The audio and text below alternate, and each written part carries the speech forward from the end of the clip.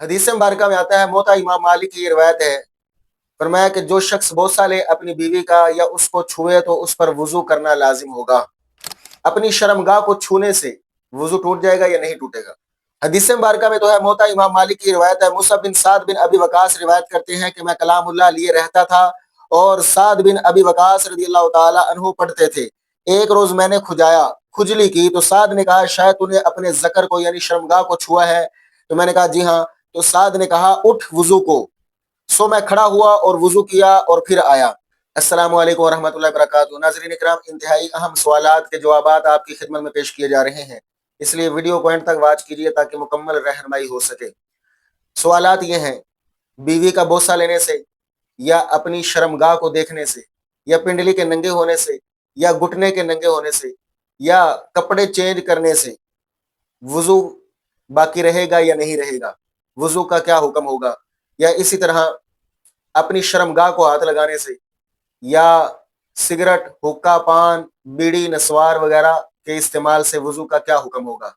تو ان 4 سوالات کا حتمی جواب آپ کو دیا جا رہا ہے۔ پہلا سوال یہ ہے، بیوی کو بوسہ لینے سے وضو کا حکم۔ حدیث مبارکہ میں آتا ہے، موتا امام مالک کی یہ روایت ہے، فرمایا کہ جو شخص بوسہ لے اپنی بیوی کا یا اس کو چھوئے تو اس پر وضو کرنا لازم ہوگا۔ اب اس حدیث مبارکہ کی روشنی میں کیا جواب ہونا چاہیے؟ فقہ حنفی کا جواب یہ ہے کہ بیوی کا بوسہ لینے سے یا بیوی مرد کا بوسہ لے لے تو وضو نہیں ٹوٹتا، الا یہ کہ بوسو کنار کی وجہ سے مرد کی مزی نکل آئے تو مزی نکلنے سے وضو ٹوٹ جائے گا۔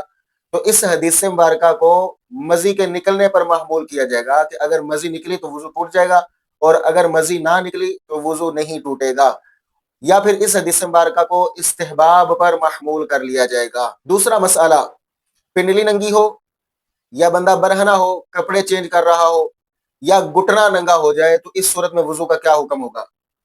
تو فقہ حنفی کی روشنی میں پنڈلی کے ننگے ہونے سے یا برہنہ ہونے سے یا کپڑے چینج کرنے سے یا گھٹنے کے ننگے ہونے سے وضو نہیں ٹوٹتا ہے۔ عوام میں جو یہ بات مشہور ہے کہ پنڈلی ننگے ہونے سے یا گھٹنے کے ننگے ہونے سے وضو ٹوٹ جاتا ہے، تو یہ غلط بات ہے۔ البتہ کسی کے سامنے گھٹنے کو برہنہ نہیں کرنا چاہیے کیونکہ یہ گناہ کا کام ہے، یہ حیا کے خلاف ہے۔ اور تیسرا مسئلہ، اپنی شرمگاہ کو چھونے سے وضو ٹوٹ جائے گا یا نہیں ٹوٹے گا؟ حدیث مبارکہ میں تو ہے، موتا امام مالک کی روایت ہے، مصعب بن سعد بن ابی وقاص روایت کرتے ہیں کہ میں کلام اللہ لیے رہتا تھا اور سعد بن ابی وقاص رضی اللہ تعالی عنہ پڑھتے تھے۔ ایک روز میں نے کھجلی کی تو سعد نے کہا شاید تو نے اپنے ذکر کو یعنی شرمگاہ کو چھوا ہے، تو میں نے کہا جی ہاں، تو سعد نے کہا اٹھ وضو کو۔ سو میں کھڑا ہوا اور وضو کیا اور پھر آیا۔ تو اب حدیث مبارکہ سے تو یہ واضح ہو رہا ہے کہ ذکر کو شرمگاہ کو چھونے سے وضو ٹوٹ جاتا ہے، تو اس کا کیا شرعی جواب ہونا چاہیے؟ فقہ حنفی کی روشنی میں حتمی جواب یہ ہے کہ ذکر کو شرمگاہ کو چھونے سے وضو نہیں ٹوٹتا ہے۔ اس حدیث مبارکہ کو استحباب پر محمول کیا جائے گا یا لغوی وضو یعنی ہاتھ دھونے پر محمول کیا جائے گا۔ چوتھا مسئلہ یہ ہے، سگریٹ، حقہ، پان، نسوار، بیڑی وغیرہ سے وضو کا حکم کیا ہوگا؟ وضو ٹوٹ جائے گا یا وضو باقی رہے گا، اور اسی وضو میں نماز پڑھی جا سکتی ہے یا نہیں؟